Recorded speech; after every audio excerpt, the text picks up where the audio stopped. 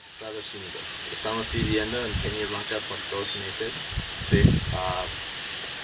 Por 2 meses, ¿por qué estamos estudiando? Porque si estamos estudiando, then we're being polite, we're setting up. Tienes 5 minutos. Tiene 5 minutos para hablar con nosotros.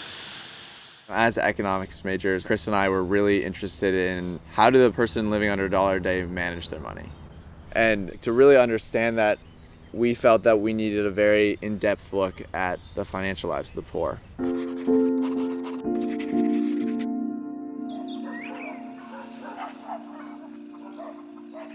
What are we doing today? We are going to observe some microfinance borrowers, have a short interview with them, and begin our research.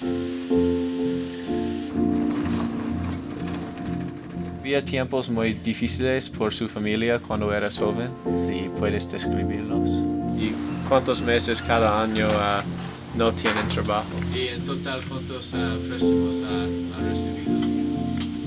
So much of what we want to learn comes down to this big question. How do over 1.1 billion people around the world survive on just $1 a day? The idea is to be able to uncover all the various methods that they come up with in order to balance out payments throughout a year. What is it like to budget such a small amount of money? How do you possibly afford a big expense like repairs on your house or your kid's education? Is every dollar spent on what you need to survive? Or are people thinking about saving and borrowing for their future? During school, we learned that in Western countries like the United States, 9 out of 10 people have savings accounts at a formal bank and credit cards to help manage their money. But among those living in poverty, we're surprised to find out that only 1 out of 10 has a bank account. In total, that's over 2.5 billion people around the world who don't have access to something that many of us use every single day. Instead, the poor save money under their mattresses. They borrow from friends, and often have to use local moneylenders for emergency loans. These are not reliable places to save and borrow. Hiding money around the house can leave it at risk of being stolen. Asking your friends for money can put a strain on their finances. And borrowing from moneylenders can have extremely high interest rates, often over 150%. We heard about some of these problems firsthand.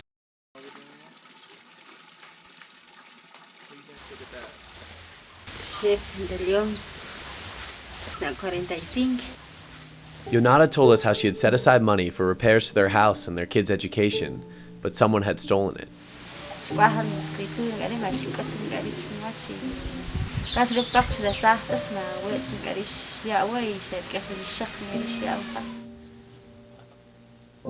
Without any ways to earn for herself, Yonata couldn't afford to keep her 2 youngest children in school. So instead, why didn't Yonata save her money with the formal bank in town?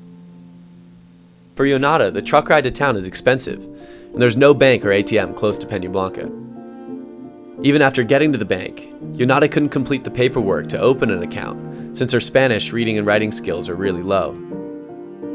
Without a steady income or any larger assets, there's no way Yonata would qualify for even the smallest loan that the bank offers.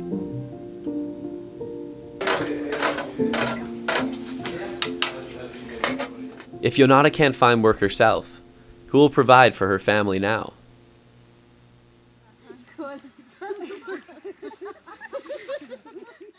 One of the reasons we chose to go to Peña Blanca is that many of the women here are using a service called Microfinance through the Grameen Bank.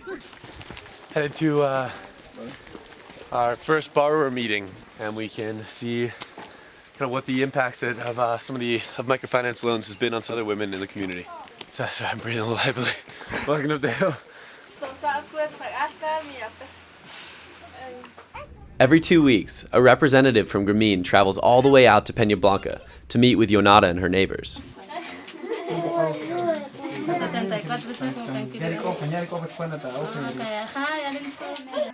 Grameen offers small collateral-free loans and savings accounts. These services are known as microfinance. Yonata used a simple $150 loan to buy a weaving frame and fabric. Now she makes her own money selling traditional weavings, and she saves it reliably in her Grameen savings account. Every 2 weeks, she pays back a small installment on her loan plus 15% extra interest. This interest covers Grameen's operating costs so that it can survive as a sustainable business instead of as a typical charity. For the first time in Yonada's life, she's in control of her own money.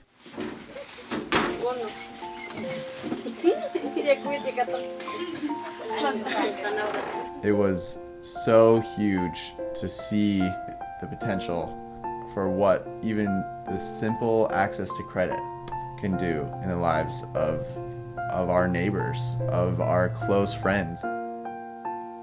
Doña Maria runs the local store. Luisa sells firewood to the whole town. Rosita grows her own onions. Rosa is soon to have a chicken coop. Ahorita ya tengo casi 950. Ya ahorro allá. Voy a comprar bastantes pollo y voy a hacer una casa de pollo. Un grande casa. And Yonada provides for her family with her own money. The fact that they're giving it to the women is allowing for families to develop. It's supporting the community feel, it's supporting the family feel, it's supporting that role to continue on.